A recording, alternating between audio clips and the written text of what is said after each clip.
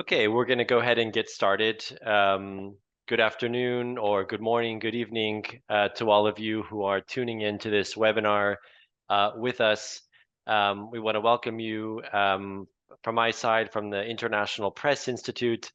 My name is Scott Griffin. I'm the Interim Executive Director of IPI, which is a global network of editors, journalists, and publishers working to defend press freedom and independent media wherever they are threatened. And we're here today to talk about the findings of a really groundbreaking investigation carried out or led by Forbidden Stories and involving a cross-border organization of journalists from a number of different countries looking into the targeting of journalists in Gaza and what they have called the unprecedented Israeli targeting of Palestinian journalists since the beginning of the war last October. By our last count, at least 110 Palestinian journalists have been killed since last October.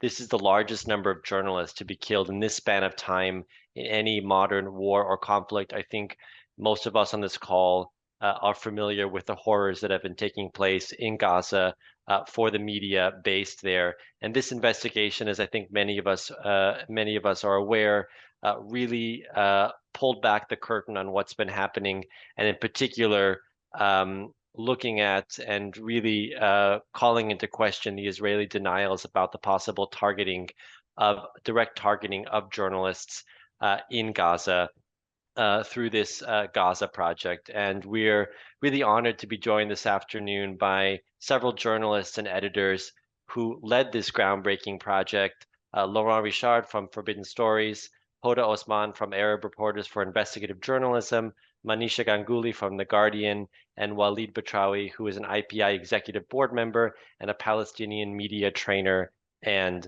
consultant. So I want to welcome all of you. Thank you so much for taking the time to be with us today and talk about the findings of the Gaza Project, but also a little bit about how this team came together and the methodology that you used to come out with these very important findings.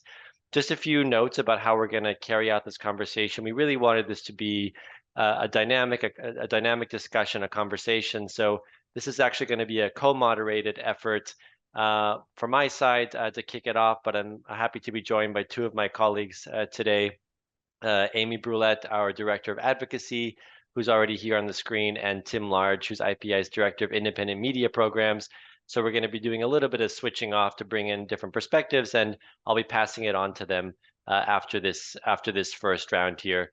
I do want to remind everybody who's joining in that we are recording this call or this webinar, and we plan to put up the video later, also for those who weren't able to join us today live. And we will also have a chance to have questions toward the end of the webinar. So, if you have questions as we're going through the discussion, please keep those in mind. You'll be able to share those in the chat or directly in the question and answer part here. So with that in mind, I kind of want to now turn to our participants here, and I want to start off just kind of with a general question for all of you, and I'm going to ask you also to introduce yourselves briefly, but I really want to ask you first about the why of this project, because we're going to get to the findings, we're going to get to the methodology, we're going to talk about what comes next, but I want to start out with why. What drove this project? Why did you feel that this investigation, this cross-border reporting initiative was so important right now? And I want to pass it over, first of all, to Laurent from Forbidden Stories. And if you could all just briefly introduce yourselves and then kind of explain your role in the project, and then from your perspective, why this was so needed. Hi, thank you, Scott, and hello, hi everyone. Thank you for having us and organizing this this important talk about the Gaza Project. So I'm Laurent Richard. I'm the founder and the executive director of Forbidden Stories. So Forbidden Stories is a nonprofit based in Paris, and our mission is to continue the work of assassinated or under threat or jail reporters, and we do that for almost 7 years. And about your question about why we did the Gaza Project, I think the answer is quite simple. We have never seen a level and a number of journalists being killed in a war since we never seen that. And since October 7, we have more than 100 journalists who have been killed over there. So we discussed with many people who are taking part of this panel, with Oda from Arish, with Manisha from The Guardian, with the team of Paper Trail Media, and with all the journalists around the globe to see what we were able to do, what we can do facing that, knowing that we don't have, it was not possible to have access to the area, and knowing that it was necessary to investigate the targeting of journalists in Gaza and in the West Bank, to see, trying to understand what is happening, and trying to see how the Israeli army, the Israeli military, were targeting the journalists over there. And what the situation was quite was of course quite more than problematic from France, but I think from many other countries. The news on Gaza is always the same. You have just the news about the strike, the news about the numbers of people being killed, and including the news about the number of the journalists being killed, and that's it. And so the Gaza Project goal and mission was to gather many journalists around the world, 50 journalists from 13 news organizations, to investigate the targeting of journalists over there. Why investigating the targeting of journalists is crucial? Because if you don't have any kind of any journalist in a conflict like this one, or in any kind of conflict, in any kind of war, you don't have the possibility to inform the public opinion about what is happening over there, about what kind of war crimes are committed over there. So being a journalist over there and doing our work is crucial for democracy, I should say. There is no way to end impunity if there is no access to information. And if you don't have any journalists alive to do that, there is no way to inform the public opinion. The thing is that the only journalists who are doing that on a daily basis are amongst the victims as well. And they are displaced, they are targeted, they try to do their job, but they are losing their families, they are living in the worst condition. And so that was necessary, again, to set up that network of journalists. And that was complex as well. That was full of challenges, because how to investigate an area when you are far from the place. So this is why it was crucial to work with the people like Walid here, who know the place more than other people, who knows each street and was able to guide us in the methodology. It was crucial to work with Oda Osman and the network of Arish, who was a network of journalists in Palestine as well, who took part in the project. We did team up as well with Israeli journalists. It was crucial as well for us to have on a war, on a conflict that is dividing so much the people, dividing so much the community all around the globe. It was crucial for us to come from different perspectives, to come from different countries, and to work together on that. That means using as well the OSINT and visual investigation that I'm sure that Manisha, who is leading the visual investigative team at The Guardian, will explain more about what she did, and our work at Forbidden Stories with the talent of Léa Perruchon, who was coordinating that work on a daily basis. We were there to support all the group and to coordinate that. Thanks, Laurent. Maybe if you could just also try to speak a little bit louder for the participants. I think it was maybe a bit hard to hear, but I think we got the message. Thank you very much for that, for those initial thoughts. Hoda, can we go over to you? What was your why on this project? What drove your and Araj's participation in this? Thank you for having us today speak about this. I work with Arab reporters for investigative journalism. I'm an investigative journalist based in New York, and I work as executive editor with Arish. And we've been working with Arab journalists on investigations for many, many years. Early on, I remember it was in November that the number had surpassed 30 journalists killed. And me and my colleagues, there were two colleagues who from Arish who were working with me on this project, Farah Jalad and Firas Tawil. we decided then that we have to start doing something because we weren't seeing, there were some attempts to do individual investigations into this, but we're speaking to the journalists there every day, and they are telling us we are being targeted. That's what they felt, that's what they thought, that's what they were sure of. Some of them had stopped wearing their press vests because they thought that if they wore the vest, they would be targeted because of it. People were trying to distance themselves from them because they felt being close to a journalist was going to be too risky for them. So we decided that we have to start doing something about it. And what we started with, and maybe our first contribution to the project when we ended up, when we started all working together in February, was a database. So there were various organizations collecting the information and creating lists of incidents where journalists were being targeted, where journalists had been killed.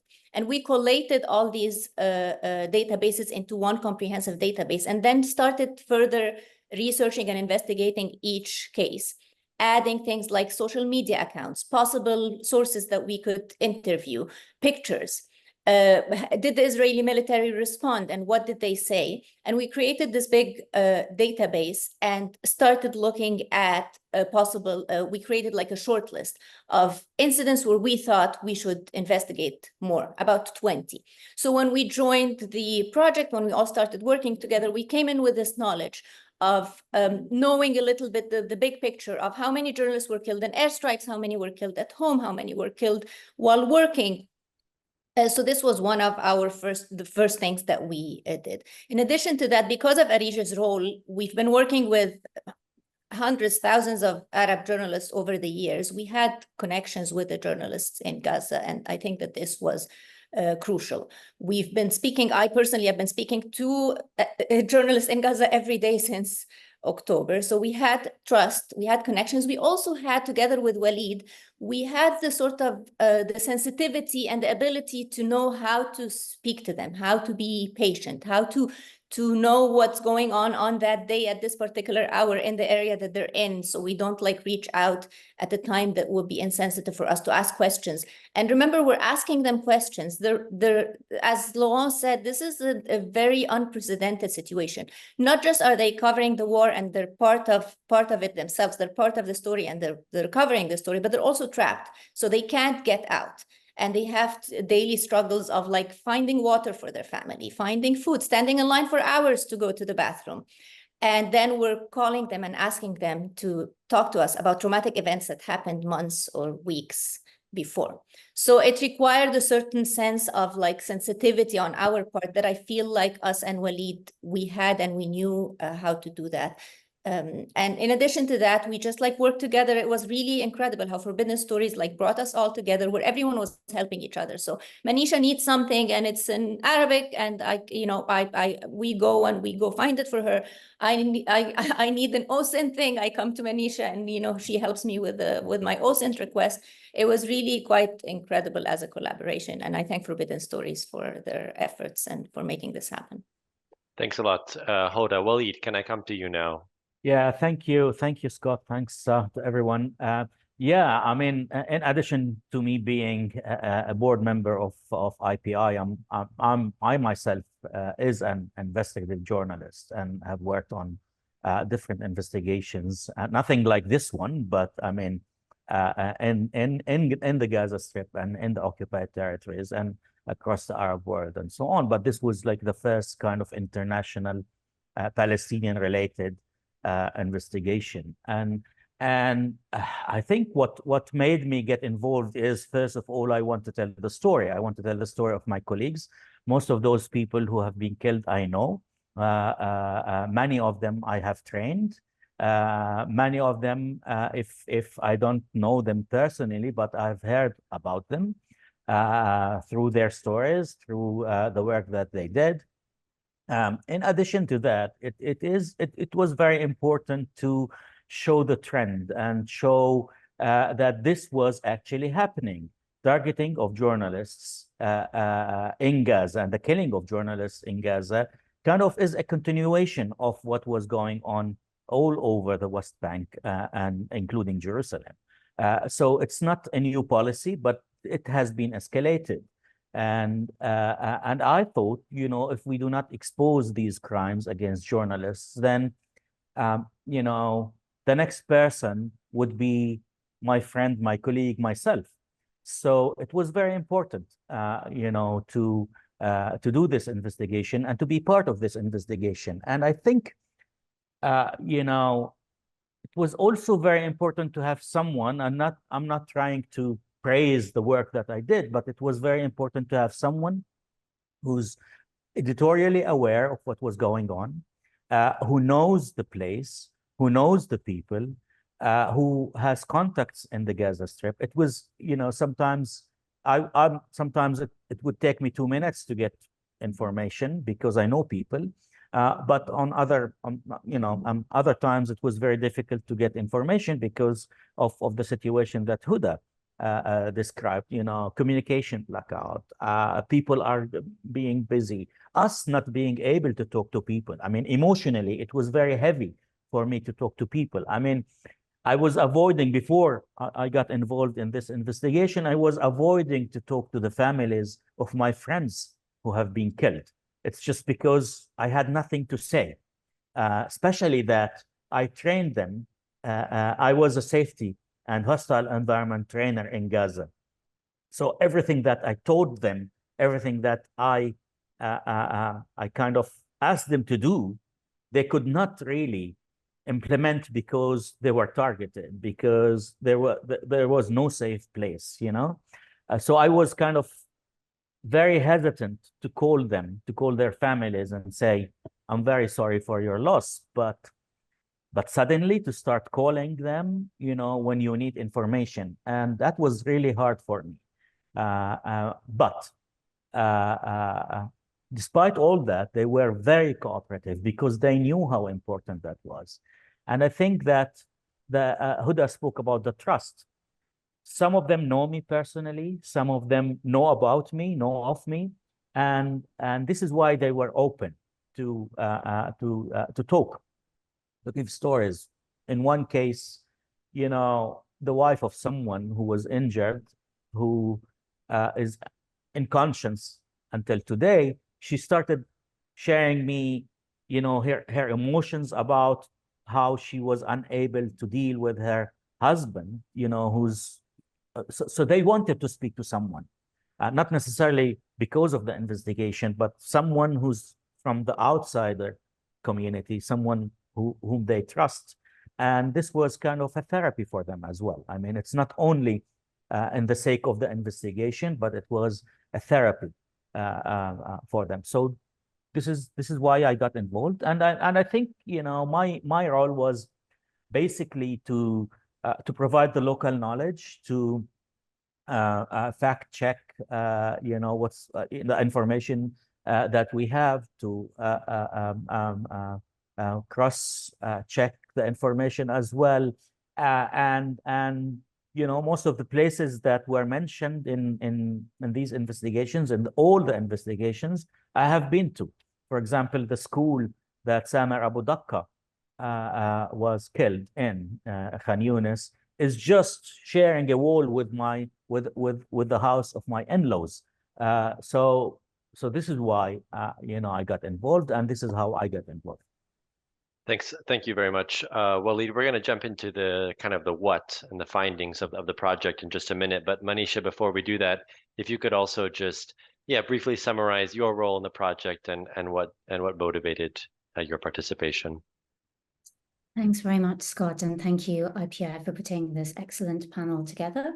So I'm Manisha Ganguly. I'm the visual forensics lead for The Guardian, where I work as investigations correspondent, and I mostly cover conflict with a specialism in investigating war crimes. I've been covering the conflict since October 7th, but mostly documenting the attacks on medical and civilian infrastructure. And I usually don't do pure open source reporting because I always work with people on the ground. But this is a very unique war from all of the others that I've covered, simply because Egypt and Israel have blocked foreign media from accessing, which means that I was sort of heavily reliant on Palestinian journalists on the ground to get information out.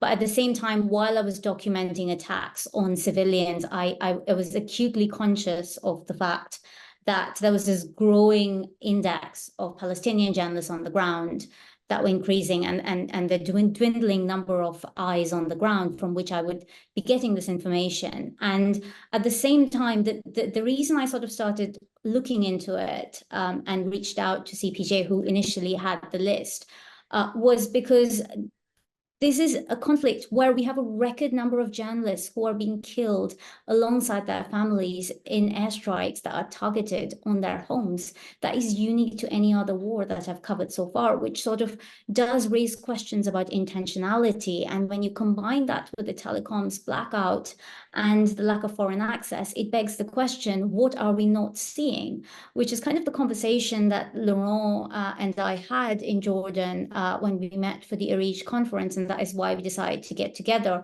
because I think combined with Hoda's incredible network, Walid's local knowledge, and my visual investigation skills, and the power of Forbidden Stories to bring it together, I felt like the only way to crack the story really is if all of us came together, because we all had different skill sets in different halves of the puzzle. And it was such an insurmountable crisis that it just made sense for us to do it together.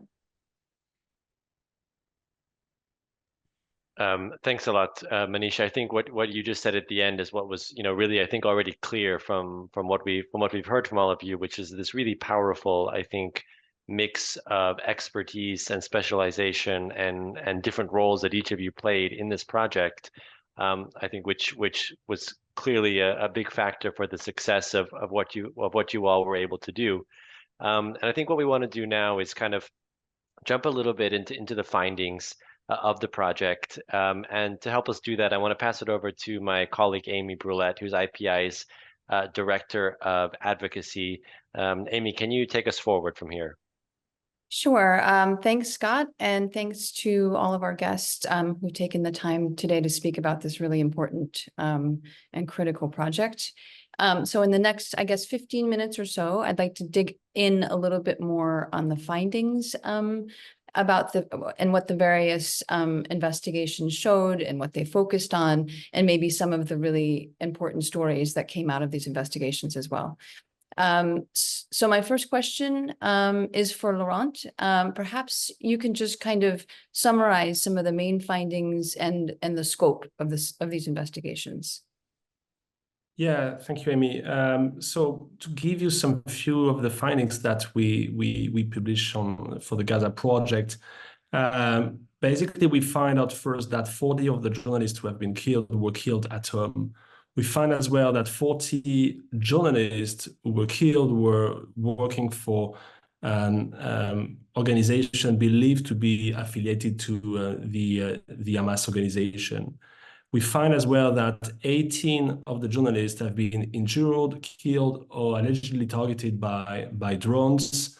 So the drone aspect of the use of the drone during that conflict is a very key aspect of our investigation, because a drone is supposed to be a precision weapons to avoid collateral damage, to avoid killing civilians. And when you are operating a drone, you know what you're going to do and you know who you're going to kill. Or at least when the person is wearing a press vest, you know that the person is supposedly to be a journalist. And 14 people who were wearing a press vest, 14 journalists have been wearing a press vest, were killed or allegedly targeted or injured while they were wearing a press vest. We find as well, and we did investigate a lot, the targeting of the building as well. It's not only an attack against journalists, it's an attack against the press ecosystem of there. We talk, I think Walid discussed about the communication blackout. This is part of the war as well that Israel is running there. But destroying the media offices, the media headquarters, is part of their war as well against access to information. And we find out that six offices have been fully or partially destroyed since October 7th. 6 offices were hosting the journalists working in Gaza. Thank you. So I think this really kind of shows both the breadth and the scope of this whole project, and how some of the findings are actually kind of cultivated through a range of different stories and approaches. For me, I think that's one of the more interesting parts of this project, is that how the overall evidence base is built through a range of different stories and a range of different techniques. So I'd like to turn now to Hoda and Manisha, who collaborated on a few of these really important stories. One is about the press house, and the other is called The Gray Zone, which examined the IDF's intentional targeting of journalists. So first, maybe we can just turn to Hoda and maybe walk us through a little bit of the story about the press house, and perhaps explain a bit of what the press house was and how important it was for journalism in Gaza. Press House was a special place. It was a nonprofit created in 2013 by Bilal Jadallah. It was a politically independent space for journalists. It aimed to develop journalist capacities. It had workshops for journalists. It supported them in each and every way. And Bilal Jadallah was the heart of Press House, and his impact on journalism and on journalists in Gaza may be, sadly, most captured by the headline of that story: an incredible loss for Palestine. This was a quote from the representative of the Norwegian government office in the West Bank. Norway was one of the main funders of Press House.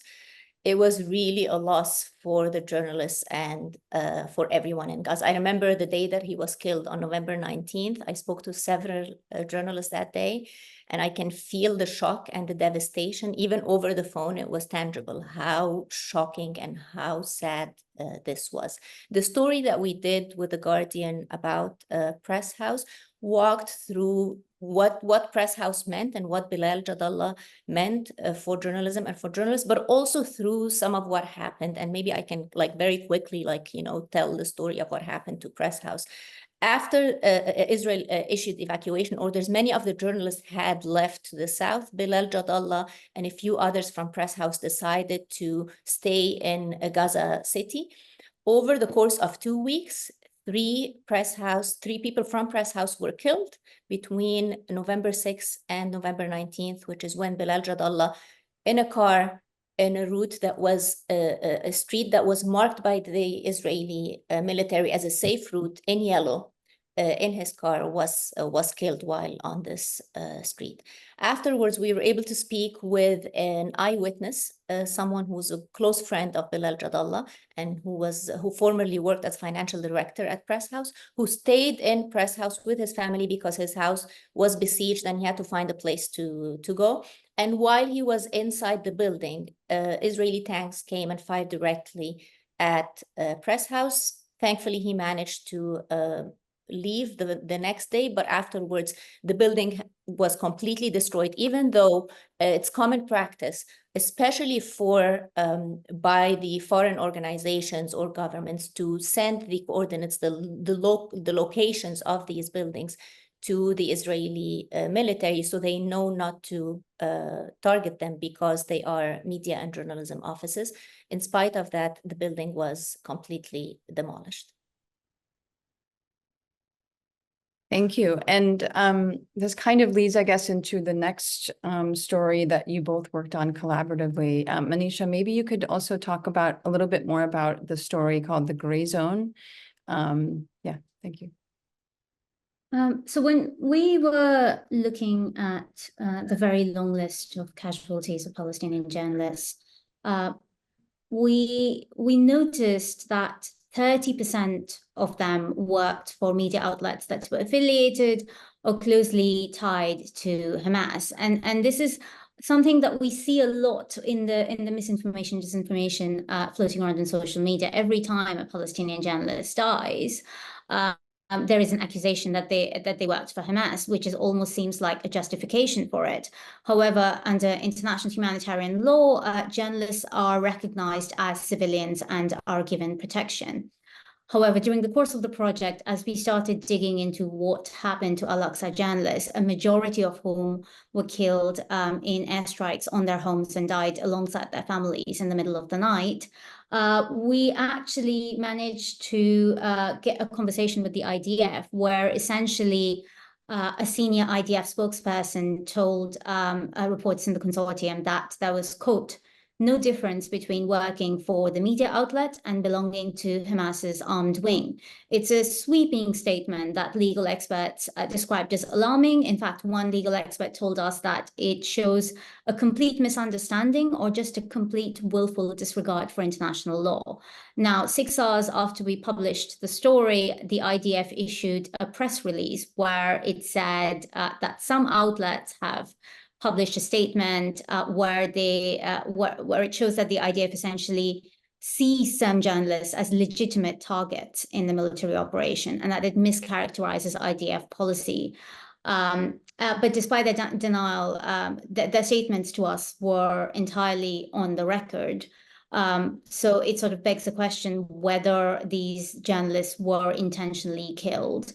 And then just quickly on Press House, I think the other thing that was sort of really interesting in this war and quite horrific is that when from the start of the war, the IDF has been asking people to move south, and they've been doing that by marking out specific humanitarian routes that are considered safe for passage. Now, Bilal, who is the godfather of Palestinian journalism and the founder of Press House, refused to leave because he felt like he was abandoning the reporters who were still reporting from Gaza. But after the death of quite a few of them, I think he finally was convinced that he was being targeted and decided to leave.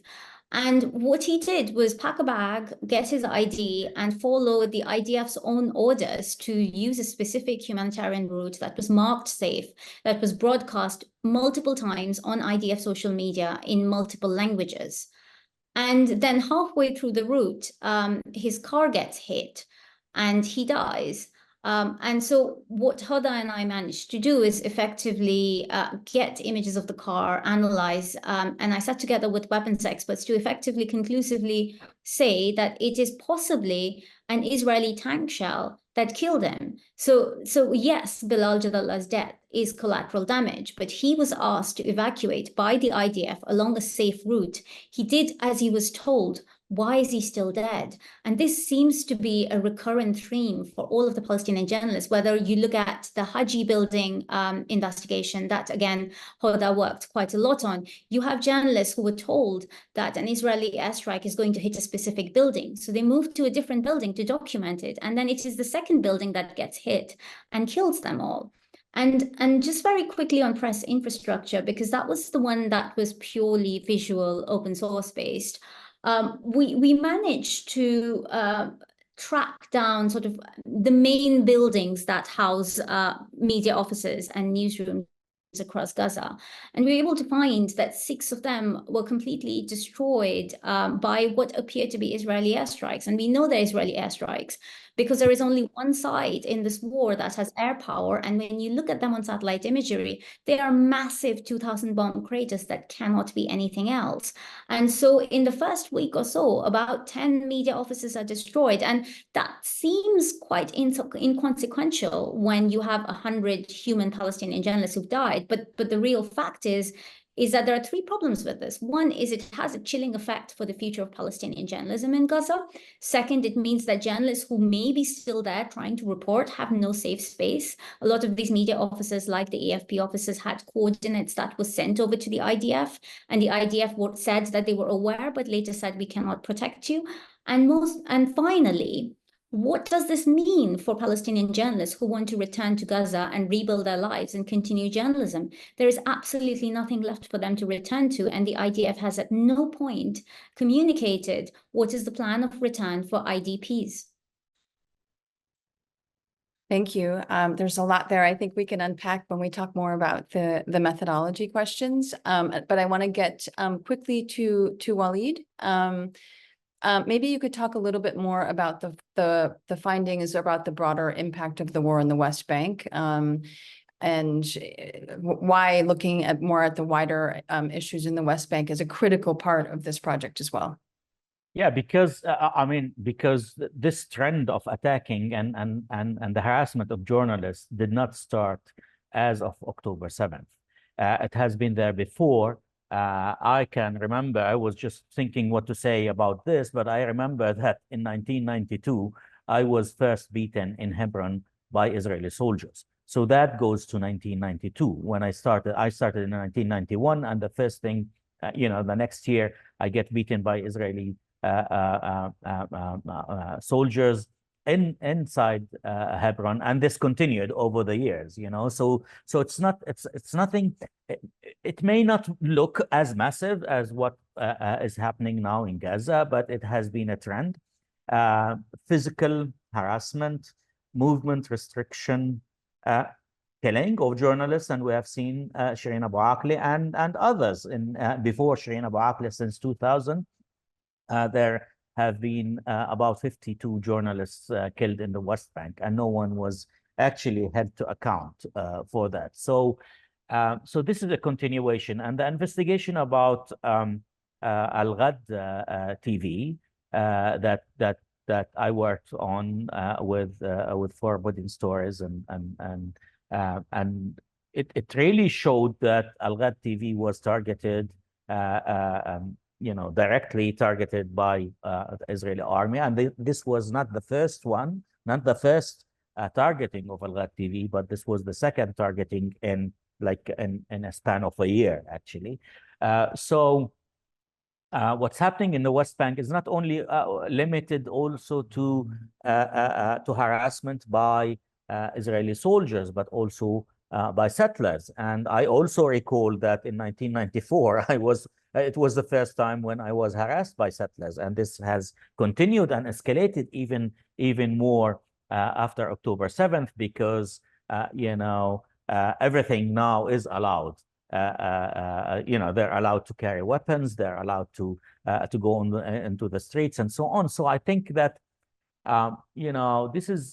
this policy of targeting journalists, again, I would say, did not start on October 7th or after October 7th, but it has been there for a long time. And what makes it worse is that no one is being held to account, and everyone is just escaping justice. And I think this is, again, why I took part in this investigation. Thank you so much. I think we can, at this point, turn to Tim and get more into the questions on the methodology. Sure. Thanks, Amy. And thanks to all of you for a really fascinating discussion. So we've covered the why. Just going to feed a treat to my dog here. We've covered the why. We've talked about the what. So let's get to the how, the methodology. And I'd like to start by asking you about the collaborative nature of this project. And what really strikes me about this is just the sheer scale and the sheer complexity of this collaboration. And let's just remind people, this was a 4-month investigation, around 50 journalists involved, 13 organizations. That's a lot to pull together. So maybe this is a question to Laurent, first of all. How did you do all of that? How did you make sure everybody was effectively collaborating while also not letting the cat out of the bag before publication?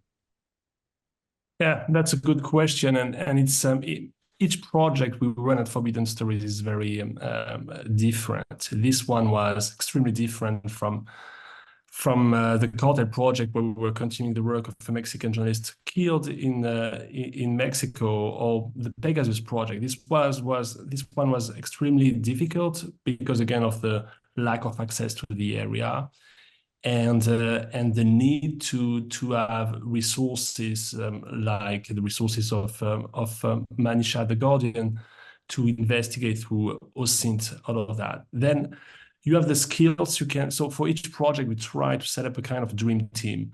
The goal is to gather many journalists who can come from different perspectives with different skills, and then to define a methodology that was described at the beginning of the talk. But then you still need some rules, because the collaborative journalism model is not the big trend in our ecosystem. The still main principal trend is more the lone wolf reporter model. And what we are doing at Forbidden Stories is exactly the opposite. We do work together. That means that we ask every partner to share day by day his or her findings, and to share his draft as well, and to make sure that we have a deadline. We have some conference call every 2 or 3 days. We have some large conference call. We have some specific conference calls based on the leads. Then we try as well to amplify what we are doing through the republishing of all stories. And this is where Outreach did help a lot as well, because all the stories were as well published in many Arabic countries, were published in Hebrew as well. And the goal of that is really to make sure that a large community of people would be aware about the findings. It was extremely challenging as well because of the need to have some evidence of what we were talking about.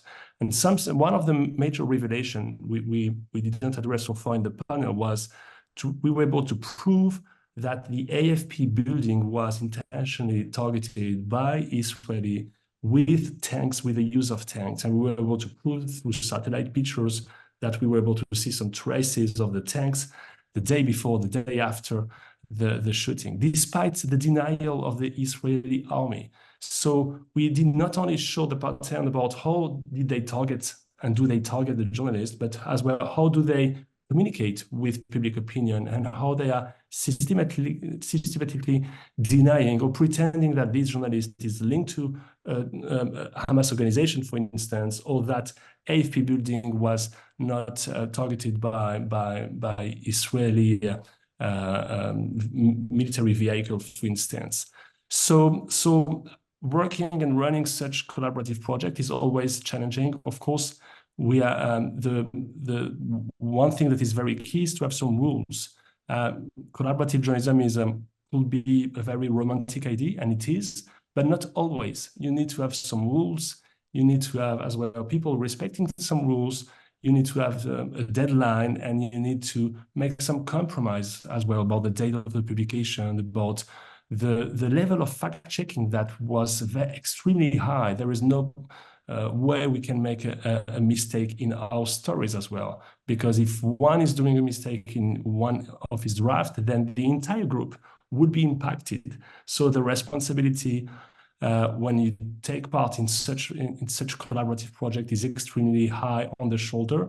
And our role at Forbidden Stories is to provide all those investigative teams in Germany, in many countries, with coordination forces. And this is where we do help a lot with the work of Leah and other journalists who are not only investigating the leads, but coordinating all of that to make that possible at the end. I want to come in a second to the issue of fact-checking and verification. But first, it seems to me that you analyzed around 100 cases of journalists and media workers who were killed, and plenty of other cases of journalists being targeted or threatened or injured and so on. And presumably you must have had to make decisions about which cases you would focus on.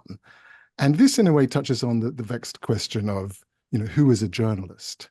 Like, is a member of the public with some cell phone footage a journalist? Is a Hamas propagandist a journalist? Did you care did you even ask that question when you were deciding which cases to focus on? Is that even the right question to ask? Just if you could talk us through a bit of your decision making. Actually, what we were caring about was the way the Israeli army was targeted journalists. That was our main goal. When a drone operator is shooting at someone who is wearing a press vest, we wanted to investigate that. When the AFP tower, the AFP building is targeted, we wanted to investigate that. Then, of course, you have all those questions about, which is a very key question. Do the Israeli army consider journalists who are working for Hamas-affiliated organization as a legitimate target, military target. When you are running a war, when you are running a conflict, there are still some rules, international rules, about humanitarian international rules that you need to respect. Otherwise, you will go directly to the ICC. And one of the answers that we got, as Manisha was mentioning this episode, when a spokesperson was explaining, yes, we consider people who can work for Al-Aqsa TV as a legitimate target. It's a violation of the international human law. And this is, I'm sure, why the Israeli army, 6 hours after the publication of that, did step back from that statement and explain that that spokesperson was really saying something that was not representing the policy. So that was our main goal, is to pay attention to how Israeli army, since they are as well blocking the access to the other ones, to investigate not only the attack against journalists, but the attack against access to information. I'd like to ask you now about the challenges of verifying eyewitness testimonies. This project drew upon testimonies from, I believe, 120 or so witnesses in both the Gaza Strip and the West Bank. They included journalists, witnesses to military activities, and so on. And of course, many of you, almost all of you, were working remotely. So how did you verify, fact check what they told you? How could you be sure it was reliable, especially given the fact that you couldn't be on the ground in Gaza? I don't know if that's a question for Manisha or for Hoda. Anyone who'd like to take that, I'd be really interested to hear. I'm happy to speak about this, and maybe Walid too, because between the two of us, actually, and my 2 colleagues, we did almost all of the interviews in Gaza and the West Bank. I think that surprisingly, even though with all the difficulties, the communications and just having to wait, sometimes sending a message or trying to call someone and you wait for days until they respond. But the good thing for our investigation is that many of the sources were journalists themselves. Yes. So they understood the importance of verifying the information. They knew how to do it. And it really speaks to the level and quality of the work that the Palestinian journalists are doing. And there are questions that we see sometimes about are they able to cover this? And they really are. It proved it even more. I knew it, but when I started speaking to them, and for example, they would provide me with a picture, but I need to know when the picture was taken. And even without sometimes asking them to do so, they would send me the timestamp to show exactly when the picture was taken. They provided us with videos, and we have to follow our own organization's rules about verifying information. So we had to get multiple sources to tell us that this happened. We had pictures, we had videos, we had maps, and we did not, I feel, at all give up on following the same standards that we would follow with any other investigation. And the fact that many of the sources were journalists actually helped us with that. Yeah. Well, I mean, I'll give you a specific example, because sometimes it's more realistic when you give a specific example. 3 journalists who survived a drone attack in Jabalia spoke to us individually and had basically identical stories. They said what they were doing exactly, on what top hill they were, why they were there, who was around them, the timing, who was injured, who was killed. And when I asked each of them the name of the guy who was killed, and they said, he's from Al-Ajla family. So it was identical. So I mean, you cannot really miss when you have 3 sources are giving you, they're not sitting together, they're not impacted by what the others are saying, but they're giving you specific information and a chronology of events and exact timing, exact situation, who was killed, how many people were injured, how one of them was transferred to hospital by a bulldozer, because there was no ambulances could not come to the air. So it was identical. So this is a specific example when you have journalists giving you their testimonies and they're telling you the story. This is one. I mean, also a big challenge for me, for example, was the death of Samer Abu Dakka, because the only surviving person was Wael Dahdouh, the Al Jazeera bureau chief, and it was very difficult to get to him. But then all the sources that we have spoken to, who came after, who were there when the whole thing started, I mean, when they started moving and so on. So it's like the head of the civil administration, and the report, the written report of the civil administration of the events and so on, and the different sources there. And also, I mean, just for example, saying that you know, he was shot the first time in this location, and then the second time in this location, and his vest was found in a third location. And I know the area exactly, you know, where they're talking. And so we could, with Google Maps, everything is really easy to locate. And sometimes it's logic and it makes sense. I mean, when you connect the dots, it really makes sense, in addition to the sources that we have. So I think that was really, I had doubts, to be honest, when we started this project. I had doubts that we can come to this conclusion. I had doubts about getting to the sources. I had doubts about, you know, evidence, because evidence is so easily being erased in the Gaza Strip and so on.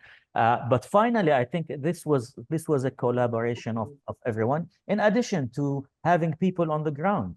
You know, I had my sources on the ground, journalists that helped me. One of them is IPI member Basil Khalaf, who left to Egypt. The other one was Ala Salama, who was based in Rafah, and was easy for her to talk to, you know, the students of the Farahana school where Samer Abu Dakka was killed, who was also able to speak to the principal of the school and so on. So it was like the local sources that we had also. I mean, yes, it was our names were put on these investigations, but there was a lot of effort made by our colleagues that we all, I think, thank them and appreciate their work. Mm. Can I say one more thing about this? I'm sorry. Please, yeah. I've had several sources that I spoke with tell me, I double check this because I don't know if I remember it correctly. It's better if you speak to this person. And it happened more times than in the usual reporting. And again, I attribute this to like speaking to a lot of journalists. So I appreciate it very much when they said, I don't know, or I don't remember, just speak to someone else. Mm.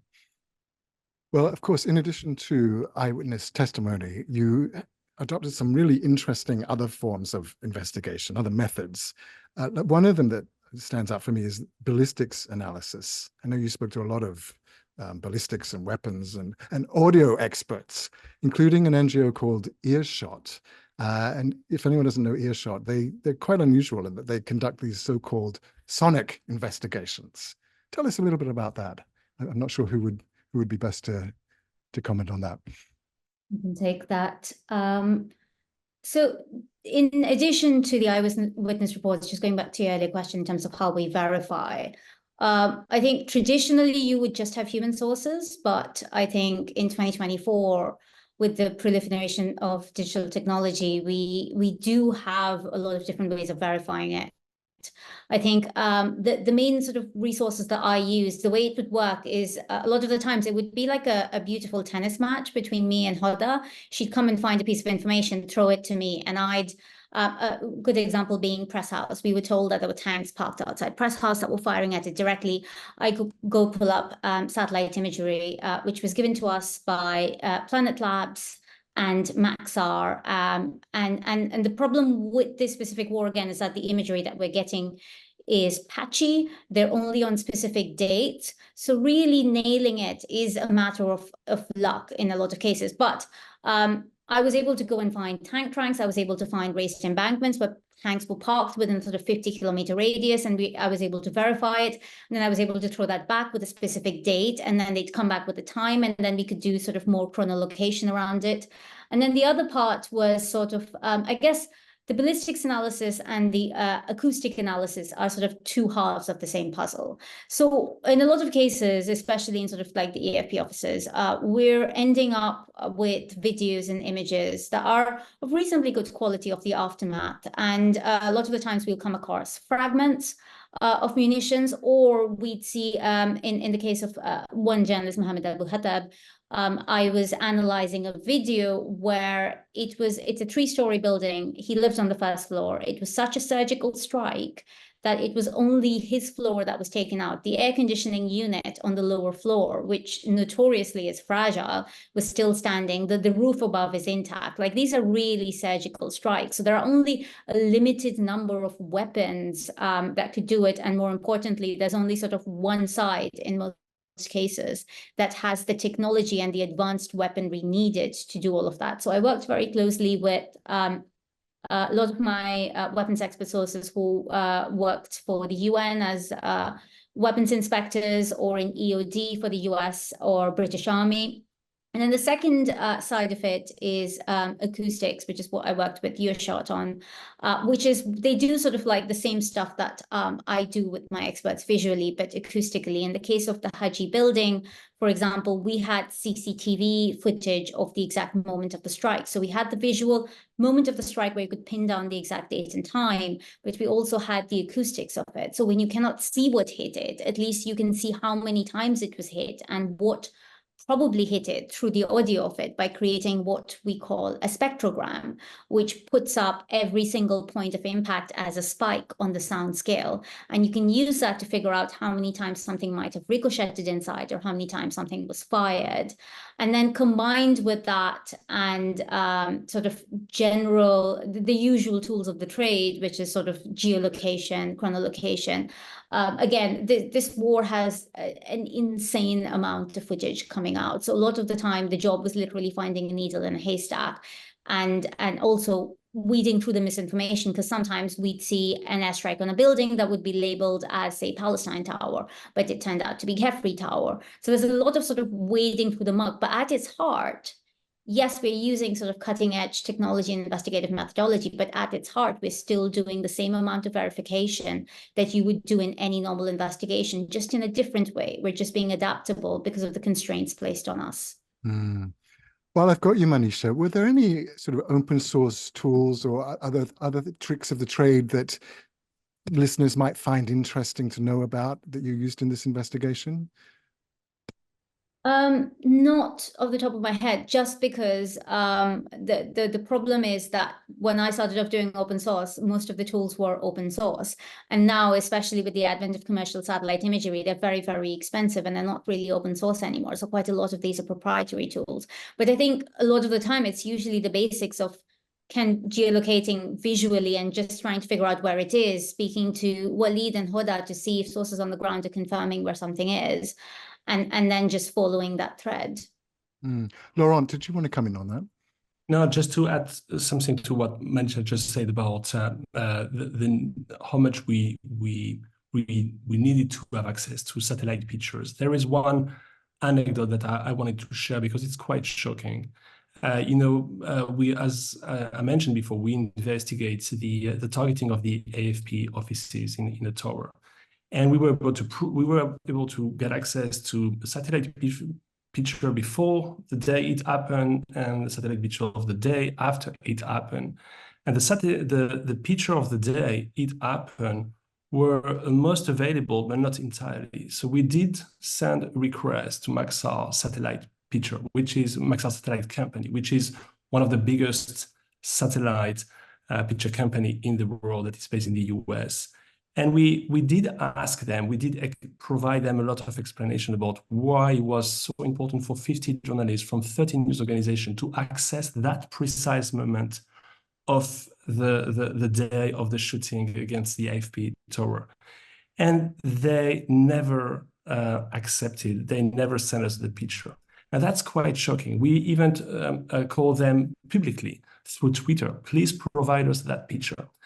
And so that company decided not to give access to information to 50 journalists on that key question about, do the Israeli army is targeting the office of one of the largest press agency in the world, and they refused to get us access to that. So I wanted to, I think, by telling that anecdote, which is very sad, not only for journalists but for public opinion and public information, that tells you a lot about as well what is at stake here, and how at some point some companies might take the wrong decision.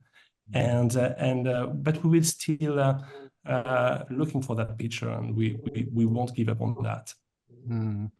Thanks for that. I'm aware that it's 4 o'clock, so I've just got one more question before I hand back to Scott. I just want to talk a little bit about the storytelling element of this. It's one thing to gather a lot of material and eyewitness testimony and evidence. It's quite another to then put that into a story that pulls it all together, makes it human, and resonates far and wide. And one of the things that struck me about the Gaza Project was just how much detail and care you all took in humanizing the statistics, these horrible numbers. These were real people who were killed, of course. They had families, hopes, dreams, daily routines. How important for you all was the storytelling aspect, and how did you approach that? I don't know who would like to answer that. I can just simply say that we told the stories that we heard. I mean, of course, it is an effort to put into, to explain numbers into stories. But at least the stories that I have worked on, we told the story exactly as we heard the story. So it was really, someone telling us, and then we are writing it, So basically, I mean, it was how people told us the stories. We have put the stories. Hoda. When you asked this question, I remember the one story that we spoke to most people about. Like, we interviewed 25 sources for the story about the 3 journalists who went to cover the expected strike on one building, and then the building they were standing in front was hit. I'm going to put it in the chat after I was done. But it was we had so much testimony. We had long hours of like interviews, a lot of pictures and videos. How do we put this all together? And I feel like we tried our best to talk about the 3 journalists. We talked to the 3 wives. We have the last selfie that one of them sent to his wife before he was killed. We were able to get the last video of them. We talked about like personal traits that they had, but at the same time also telling the story of how a false evacuation call kind of led to their death because they were standing in front of that building that ended up being hit. And I'll put the link in the chat. Thanks for that. And thanks to you all. It's really fascinating. We could talk for hours about this, but unfortunately we don't have hours. So I'm going to hand you back to Scott now. Thanks so much, Tim, and thanks to all of you for this incredibly fascinating and important discussion. I want to maybe just mention to our participants, our listeners today, that if you have any questions for any of our speakers, please do go ahead and post them in the chat or in the Q&A section. We have about 10 minutes left to possibly cover any questions, so please do go ahead and do that. I think while people are thinking about what they might want to know, I think from our side, from my side, I think what would be really interesting to kind of hear from you is maybe 2 things. One is a little bit about the wider impact of this. This is an incredible investigation, extremely important findings on what is, I think, without a doubt, the biggest journalist safety crisis of our times. Is something going to change? And I know it's difficult to answer. That it's a difficult question. We're journalists. You're journalists. But what can come out of this in terms of a possible wider change? Do you see so far? Any broader impact from the investigations? And maybe Laurent, maybe I would start with you about that. If you have anything to kind of.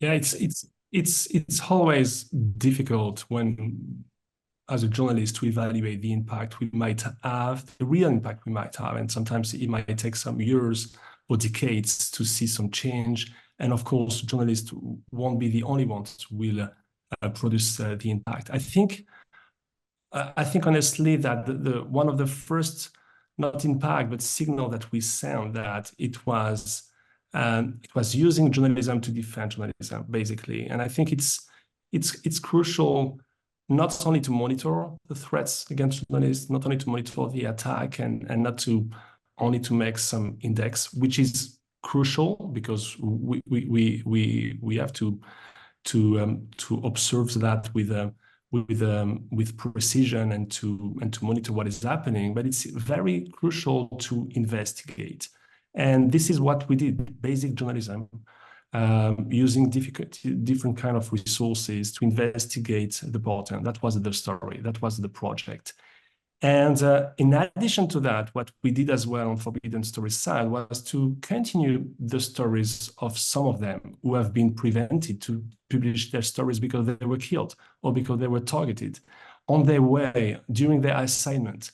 This is how we complete the story of Samira Boudaka. This is how we complete the story of the Keridin brothers who were about to report on the starvation over there and the lack of access to food of some families. And all of that, I think, and I hope, because that was the goal of the project as well, was to rehumanize something that is dehumanized at all, and to transform metrics in stories, to transform numbers in human being perspective and point of view and daily life.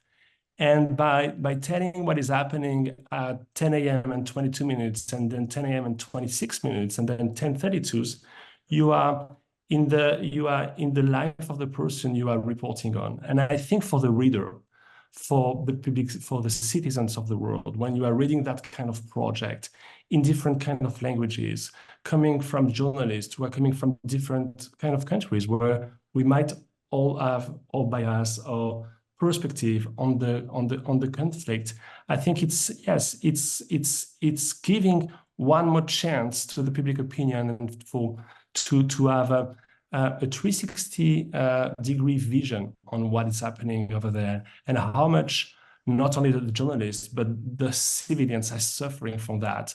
But if the civilians are dying, we need to report on that, and the journalists are for now the only ones able by mandate to do that. So the goal was to remind all of that. I hope as well that it might help these Israeli authorities to be convinced a little bit more than it's more than necessary and more than urgent to open their borders to journalists. This is the next step now. We need to go there, and we. As always in the history of humanity, histories of conflict, when journalists are on the field, it will change the things. It will prevent war crimes to be multiplying with no impunity. So that's I think the next step. Waleed, do you want to come in here as well?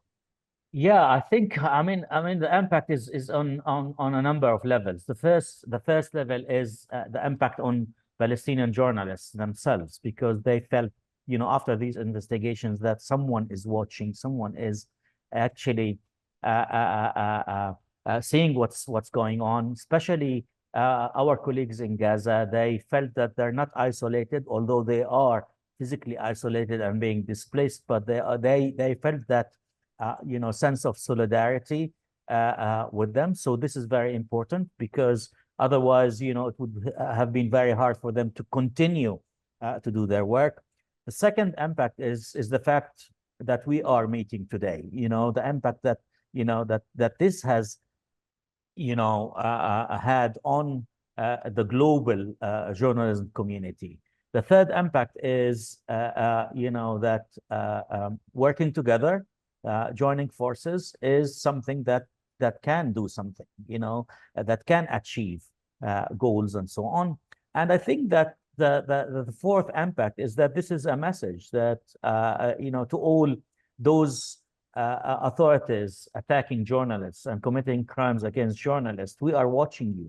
We're there to document what's going on, and we are there to as journalists and as freedom of expression organizations, we are there to monitor what's going on, and we are there to hold you to account.